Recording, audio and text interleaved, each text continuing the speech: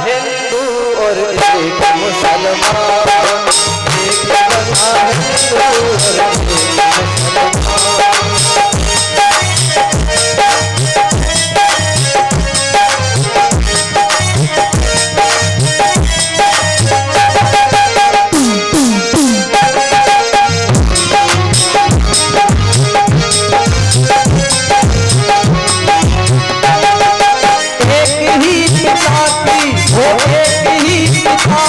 हमको है संतान, एक ही पिता की हमको है संतान, अरे एक बना हिंदू।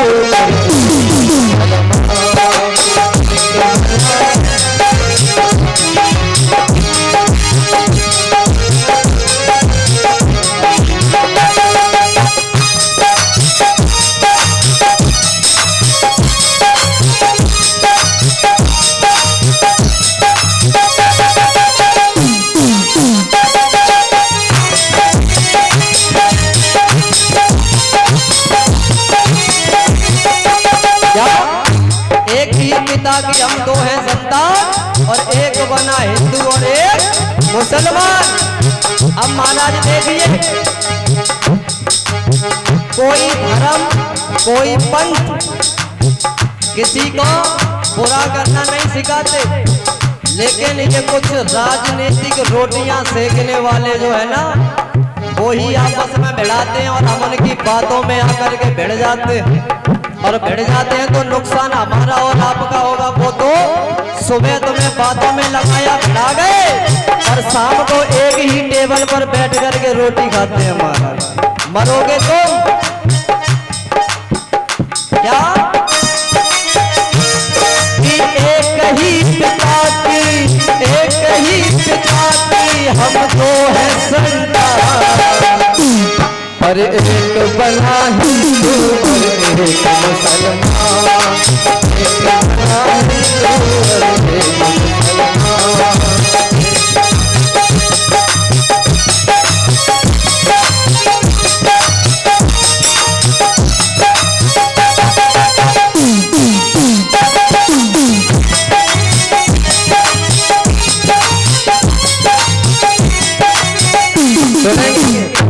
और क्या बताया कवि ने? एक जाके जम जम के घूंट पिलाए,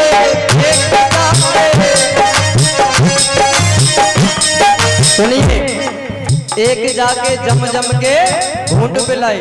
हमारे मुस्लिम भाइयों में जो काबा होता है, उसको जो धोने के पश्चात जल मिलता है, उसे वो हम और आप गंगा जल का पान करते हैं, वो उसका पान करते हैं। एक जाके जम जम के घूंट पिलाए, एक जाके और एक जाके गंगा में गोता लगाए, एक जाके क्या? एक तो जमजम के घूंट लगाता है और एक जाके गंगा मैया में स्नान करता। तो अरे एक की है गीता, हिंदुओं की क्या गीता? अरे एक की है गीता और एक की कुरान, एक की है गीता और एक की कुरान, एक बना हिंदू और एक मुसलमान, एक बना हिंदू और एक मुसलमान।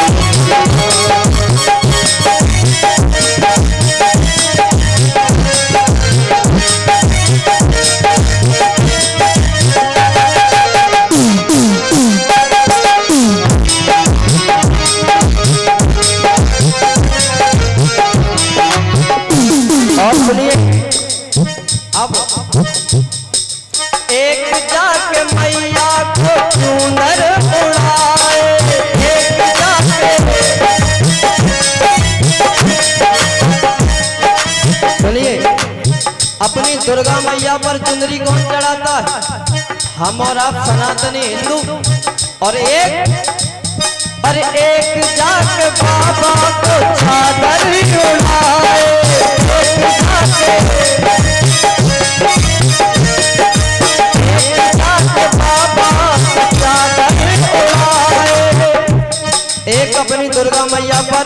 चढ़ाते हैं और हमारे मुस्लिम भाई अपने जो भी उनके हों इष्ट उन पर चादर उड़ाते हैं। तो और एक के है नवरात्रे एक के रमजान। हमारे हिंदू भाइयों में नवरात्रों में पूजन होता है और एक के रमजान। हमारे मुस्लिम भाई रमजान का व्रत रखते हैं और हम नवरात्रि में कि एक के नवरात्रे और एक के एक के नवरात्रे और एक के रमजान। एक बना है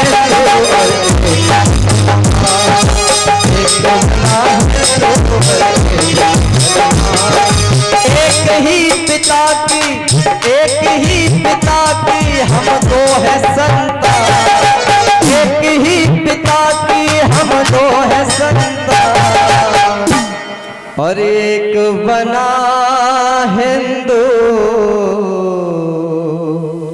और एक मुसलमान।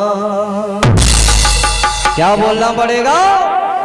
जोर से बोलना और जोर से।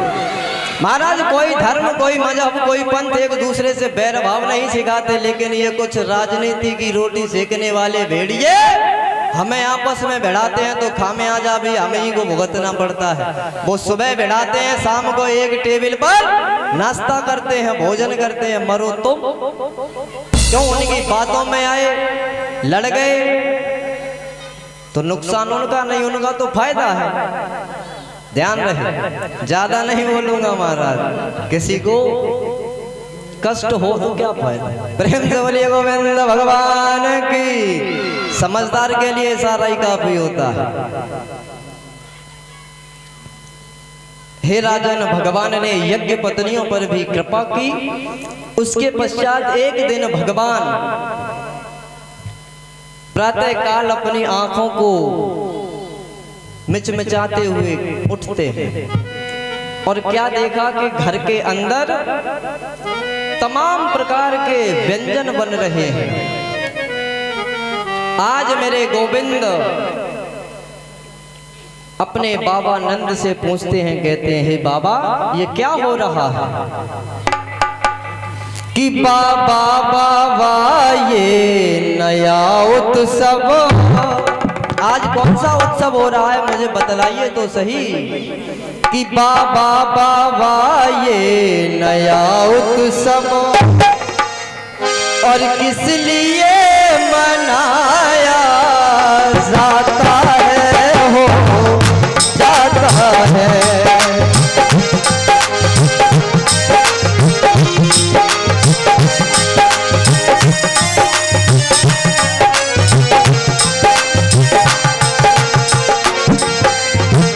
क्या कि बाबा बाबा ये नया उत्सव किस लिए मनाया जाता है और किसके स्वागत किसकी पूजा, किसके स्वागत किसकी पूजा का सामान सजाया जाता है, हो जाता है, हो जाता। बाबा ये क्या हो रहा है, कृपा करके मुझे बतलाएं। तो बाबा ने कहा बेटा अभी 2 दिन पहले जो दीपावली गुजरी है, आज गोवर्धन का उत्सव है। बोले मतलब? बोले आज के दिन हम इंद्र की पूजा करते हैं। बोले क्यों पूजा करते हो? बोले कि हम उसकी पूजा करते हैं तो वो अपने मेघों के द्वारा बारिश करते हैं, उससे हमारी फसल होती है, हमारी गायें चरती हैं, उससे हमें अन्न मिलता है, हम भोजन करते हैं। कि पर्जन्यो भगवान इंद्रो मेघस्तस्यास्म मूर्तयः ते अभिवर्षन्ति भूतानां प्रीणनं जीवनं पयः। इंद्र वर्षा करता है, उससे हम अपना जीवन यापन करते हैं। तो भगवान कहते हैं जो खुद दूसरे का सहारा लेकर अपना जीवन यापन करता हो बाबा, वो हमें क्या सहारा देगा? बोले क्यों? कि बतलाओ बाबा धन धान हमें, पर वो इंद्र बेचारा क्या देगा, और जो खुद और के सहारे है, जो खुद दूसरे के सहारे है, वो हमें सहारा क्या देगा, कि जो खुद और के सहारे है, और वो हमें सहारा क्या देगा।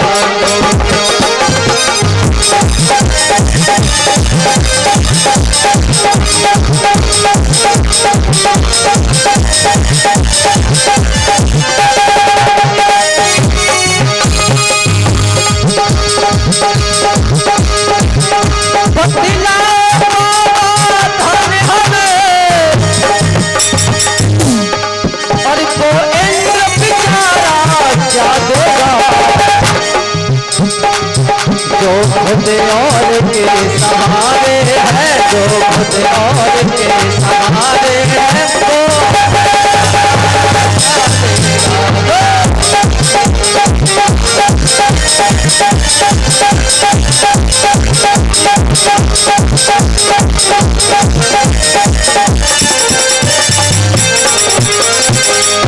हे बाबा बतलाओ हमें, जो खुद दूसरे के सहारे रहकर अपना जीवन यापन करता हो, वो हमें क्या सहारा देगा। तो बोले क्या करना चाहिए।